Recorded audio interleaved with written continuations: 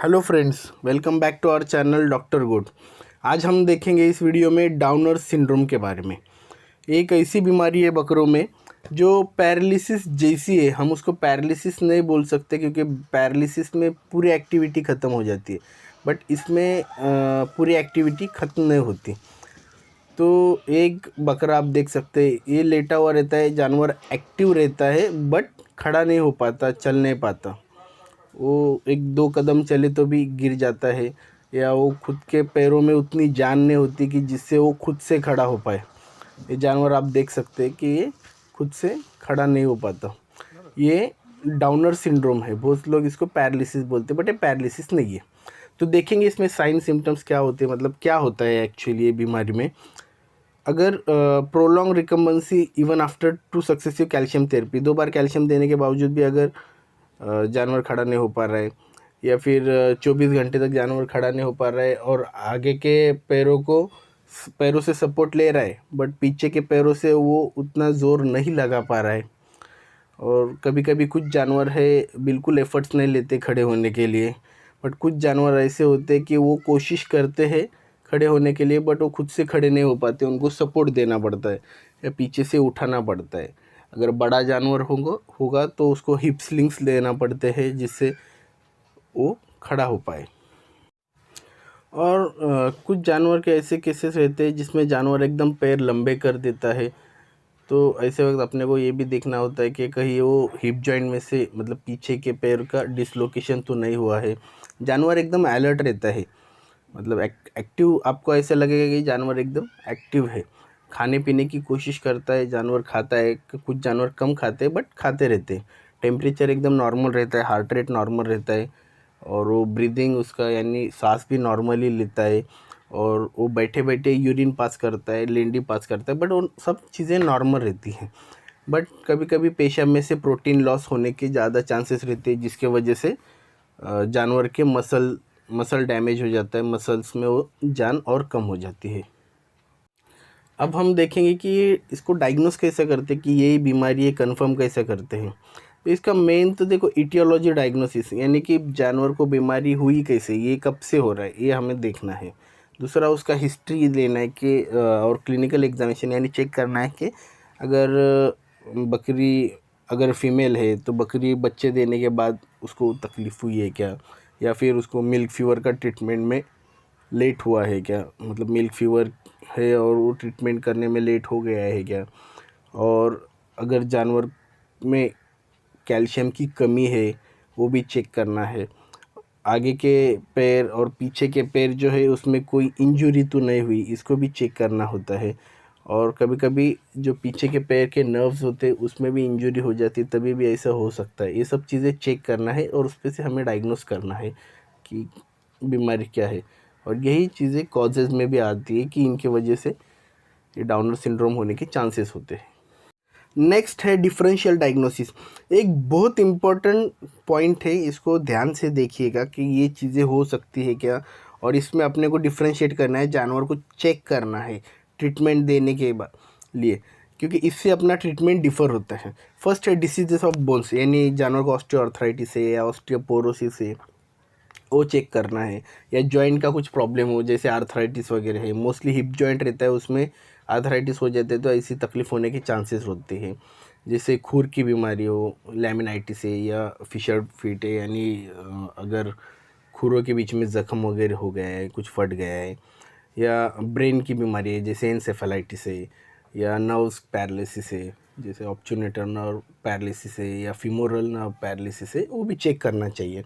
और सबसे इम्पोर्टेंट और कि मेटाबॉलिक डिसीजेज जैसे मिल्क फीवर, कीटोसिस, मैग्नीशियम की कमी यानी hypomagnesia, transit fever, fatty liver, phosphorus deficiency, ये सब चीज़ें होती तब भी जानवर को तकलीफ़ हो सकती। तो ये सब चीज़ें अपने को डिफ़र करना है कि ये बीमारी है या डाउनर सिंड्रोम है, क्योंकि वो हिसाब से ट्रीटमेंट डिफ़र करती है। अगर न्यूट्रिशनल डेफिशिएंसी है जैसे मिनरल की डेफिशिएंसी है, या विटामिन ए की डेफिशिएंसी है, टॉक्सेमिक कंडीशन है, और अपने को ये भी देखना है कि कोई इन्फेक्शियस डिसीज़ तो नहीं है, जैसे ब्लैक क्वार्टर हो, टिटेनस हो, बॉटुलिज्म हो या रेबीज़ हो, ये चीज़ें भी हमें देखना है। वो पैरासाइटिक टिक फीवर है, ये सब चीज़ें अपने को डायग्नोस करने हैं। या फिर कोई और चीज़ें, यानी अगर जानवर को वीकनेस तो नहीं है या इम्फेरल फीवर है, कुछ घुस गया है पैर में वगैरह, जैसे फॉरेन बॉडी हो, या फिर कुछ डिसलोकेशन हो गया, लिगामेंट्स रप्चर हो गए, तब भी जानवर को खड़े रहने में तकलीफ़ हो जाती है। जानवर बच्चा देने वाला, मतलब बच्चा देने के बाद भी बकरियों को ये तकलीफ़ हो सकती है। या फिर सबसे इम्पोर्टेंट कि अगर रीढ़ की हड्डी है जानवर की, उसके ऊपर इंजरी हो जाती है, लग जाता है, तब भी जानवर को खड़ा हो पाना मुश्किल होता है। या फिर अंदर यूट्रस है, बच्चेदानी है, थैली है बच्चे की, वो अगर रप्चर हो जाए तो उनको दर्द रहता है जानवर को उतना, तो वो ज़ोर नहीं लगा पाता।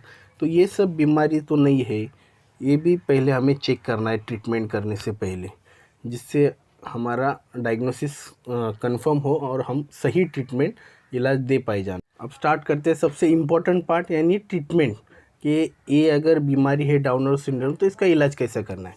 उसके पहले आप अगर चैनल को सब्सक्राइब नहीं किया तो प्लीज़ सब्सक्राइब कीजिए। Aetiological diagnosis and correct the cause, यानी अगर जानवर को जो तकलीफ़ है, जो कॉज है, जिसकी वजह से तकलीफ़ हुई है, इसके पहले हमने कॉज डिस्कस किए, तो उसको पहले रिमूव करो कॉज को, जिससे जानवर का कॉज अगर रिमूव हो जाता है तो ट्रीट करना आसान हो जाता है।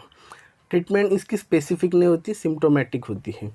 सबसे पहले जानवर अगर उठ नहीं पाता, लेटा हुआ रहता है, तो उसको सॉफ्ट बेडिंग का बंदोबस्त करें, यानी कि जानवर को सोने की, बैठने की जगह वो एकदम नर्म हो, सॉफ्ट हो, जिससे बेड सोर्स ना हो, रफ जगह पे बिल्कुल ना बिठाए, और स्लिपरी ग्राउंड सरफेस ना हो, जिससे क्या होता है जानवर उठने की, खड़े होने की कोशिश करता है, पर जानवर गिर जाता है। उसमें अगर स्लिपरी ग्राउंड सरफेस होगा तो जानवर ठीक से खड़ा नहीं हो पाएगा, बार बार गिरता जाएगा। उसके बाद अगर फिजियोथेरेपी देंगे, जानवर को प्रॉपर फिजियोथेरेपी देंगे, तो मसल में जान आ जाएगी और जानवर जल्दी से रिकवर होगा।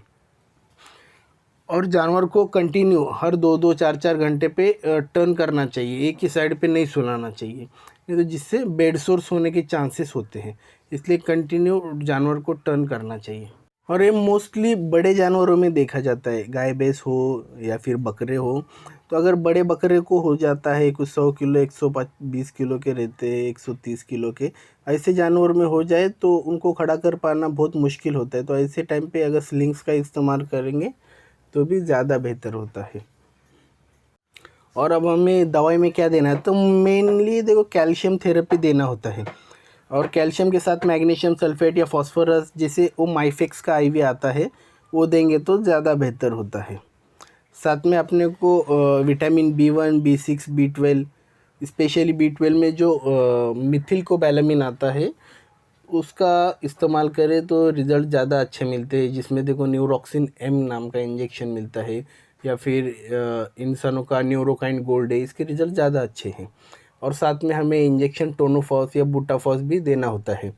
जानवर खा रहा है नहीं खा रहा है वो भी देखना है, अगर नहीं खा रहा है तो उसको आईवी फ्लूइड या फिर उसको ओरली फ्लूइड देना ज़रूरी होता है।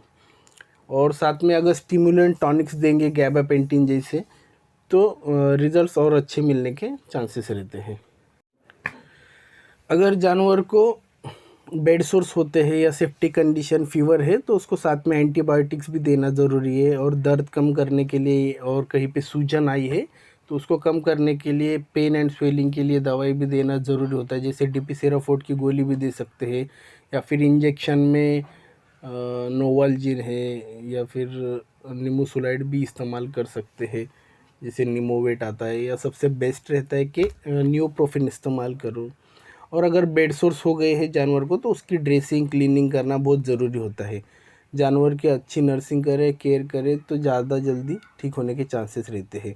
और अगर जानवर खा रहा नहीं है, अगर पानी नहीं ले रहा है, तो उसको इलेक्ट्रोलाइट रिप्लेसमेंट यानी सलाइन वगैरह आईवी देना ज़रूरी होता है, क्योंकि जानवर को भी अपने को मेंटेन रखना ज़रूरी होता है।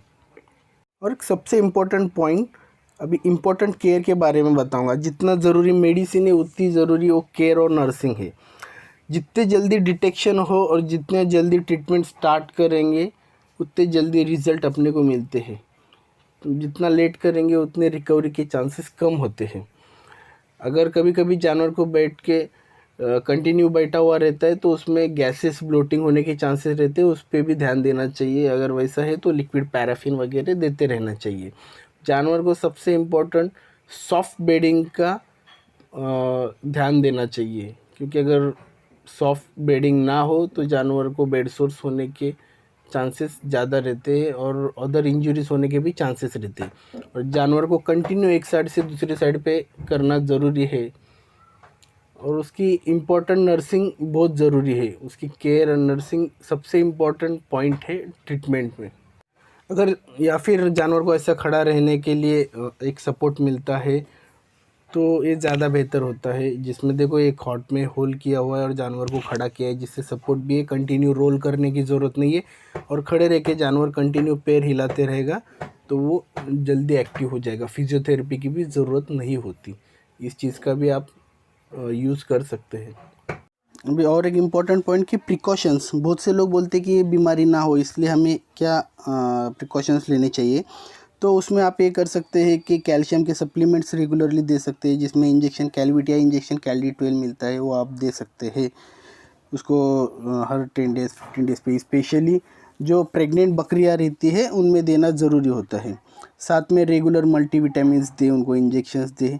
इसके पहले के वीडियो में मैंने बताया था कि मल्टीविटामिन्स देना भी ज़रूरी होता है, जिसमें आप न्यूरोक्सिन एम इस्तेमाल कर सकते हैं या ट्राइब्यूवेट एम, जो नसों में जान डाल देता है, तो वो मल्टीविटामिन्स आप इस्तेमाल कर सकते हैं। साथ में अगर मिनरल मिक्सचर दे आपके फीड के साथ में तो और ज़्यादा अच्छे रिजल्ट्स मिलते हैं, जिससे मिनरल की डिफिशियंसी नहीं होती जानवर में और एक शाइनिंग भी बनी रहती है। और सबसे इम्पोर्टेंट, जानवर को बैलेंस डाइट देना बहुत ज़रूरी है कि जानवर की जो बॉडी की नीड है, रिक्वायरमेंट है, वो इस सबसे उसको खाना देना चाहिए, जिसमें अनाज हो, सूखा चारा हो, हरा चारा हो, ये सब चीज़ें प्रॉपरली देना ज़रूरी हो, जिससे जानवर में डिफिशियंसी ना बने और वो ये सब बीमारियों ना हो उस जानवर को। इसके लिए ये सब देना बहुत ज़रूरी होता है, बैलेंस डाइट। और साथ में मिनरल्स ब्लॉक्स रहते हैं, जो नमक रहते हैं चाटने वाले, वो भी आप दे सकते हैं। बट ये सब देने के बावजूद मैं ऐसे नहीं बोलूँगा कि ये बीमारी हो नहीं सकती, चांसेस रहते हैं बीमारी होने की भी। अगर ऐसी बीमारी हो तो अच्छे वेटरनरी डॉक्टर से आप अपने जानवर का इलाज कीजिए, जिससे जल्दी से जल्दी जानवर आपका ठीक हो जाए। और ये था आज का वीडियो। और अपने चैनल को सब्सक्राइब नहीं किया है आपने तो प्लीज़ चैनल को सब्सक्राइब किए, ज़्यादा से ज़्यादा लोगों तक शेयर कीजिए। Thank you so much.